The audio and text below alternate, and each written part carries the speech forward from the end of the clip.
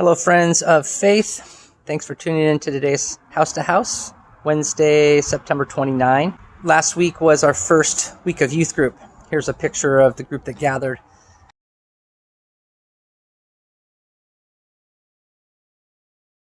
And I was amazed that students just came out of the woodwork to be a part of the community again, to be in person, to dig into God's Word a bit, to ponder what it means to follow Christ together. And there were several new people that were with us. It's a reminder to me as I meet with that group, as I meet with those that joined us for Look at Faith this Sunday, that there are several new faces, people around that I think it would be really good as a church family to be intentional about getting to know them and being welcoming and inviting into our communities. In Deuteronomy chapter 10 today, there's a piece of that I'm trying to work out in my own mind, and I'd love to think about a little bit more.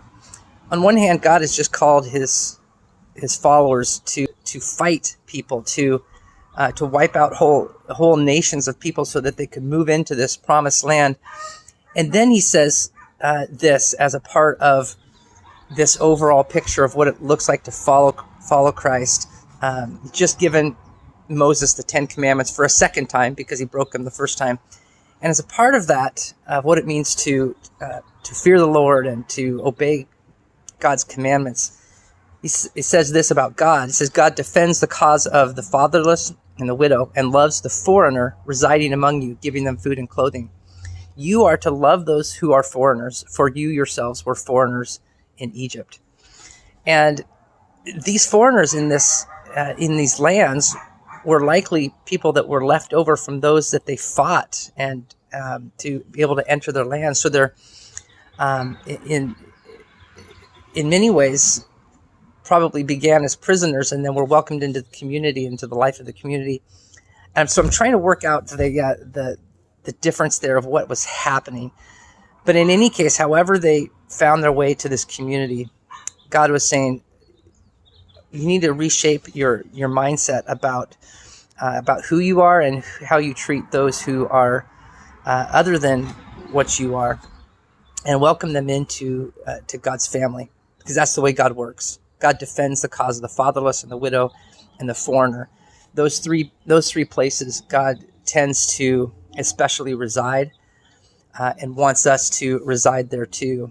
I think it's okay that I'm not completely settled about how the Israelites were to treat these foreigners who were originally their enemies. I think there's always going to be some tensions, and there's going to be some conversations to be had, and perhaps that just causes us to come together to talk about it and to show special partiality even at times towards those who are newer to our communities.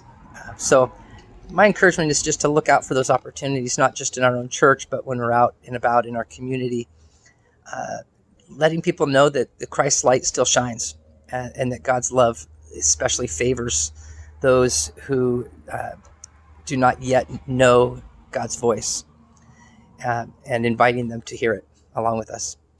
Hope you have a great day. Hope you too are able to hear God's voice in the midst of the noise of this day. Have a great day. Bye-bye.